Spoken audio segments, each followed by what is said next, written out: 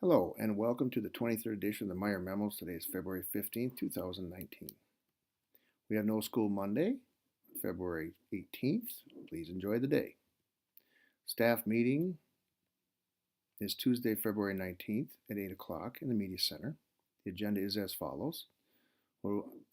Devin is going to walk us through some seesaw training, and then we're going to discuss a visit that our BLT had with Superintendent Les Fujitaki. There's paraprofessional de-escalating training taking place Tuesday, February 19th from 9 to 10:30 in the Media Center. Elementary quiet room paras from all the schools and all the OLE paras will be taking part in that. So teachers who have paras during that time, they will not be working with you, so please plan accordingly. We have an ISST meeting on Wednesday, February 20th at 8:05 in the conference room. Carnival volunteers, we have Carnival Friday, February 22nd from 5:30 to 8:30. As noted, we needed many volunteers. Please consider signing up and communicate volunteer requests this week. We have a new lead custodian. Welcome, Dean Carlson. If you don't know who he is, he's the big guy. No, congratulations, Dean. We're so excited for you and that we're happy for this opportunity for you. BAS data. Classroom teachers need to enter that data immediately when it's done. We can't wait on this. I got a directive from my boss, Assistant Superintendent Eric Melby, so this needs to get done pronto. Guest teacher shortage process. So when we have a guest teacher shortage, the process is as follows. For grades 2 through 5, we combine the classes if appropriate. If not, if we have subs in those and it's too hard to combine, then we have a different model. But for the most part, this is our first, what we do to start. For grades K1, or if the combined doesn't work, then we go to this process. We have a rotation with Amy, Jill, Emily, myself, and possibly Sarah.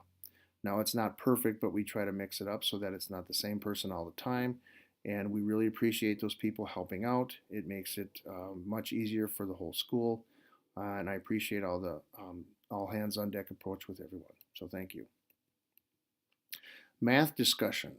As I stated at our BLT, Jenny Daravenga, Sue Duffy, Jess Newman, and myself, along with Sarah Wong, and Aaron Smith, met with Superintendent Fujitaki, our BLT. We discussed why math achievement has decreased district-wide last few years. We also shared concerns regarding our winter math map and asked why we took it. And then we're going to share our discussion at Tuesday's staff meeting. IXL training, as you know, that grades 1 through 5 had a lead. A grade level watched a webinar and then is supposed to share it with their team. I need grade level leads to finish that up this week and let me know. It's very important because the second webinar is coming this month and we want to do the same process, so we need to move on that. So grade level leads for the IXL training, please finish that up this week and let me know. Early release days are March 5th, and the math is a focus. March 6th is reading. Early release day schedule is this time around, it's a 25-minute prep for both days instead of having one day having a full prep and the next day not having a prep. This is what the union wanted to do, so we're going with this model this spring.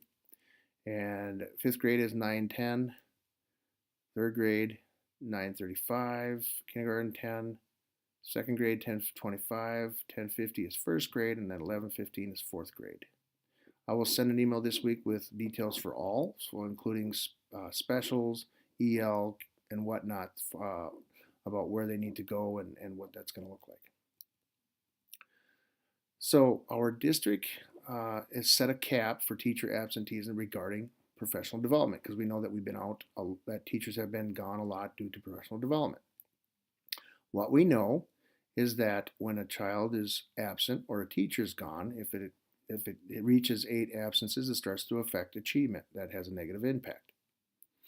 In 2017-18 data, it showed that the average days out per teacher was 14, which, as you can imagine, is a fair amount, but that's including when they were sick or if they had family business or business thing like a mortgage or a closing and PD. Well, the average BPS average is higher per teacher per year than neighboring districts, and the average was 4 days out per teacher for PD. All right, so we know that when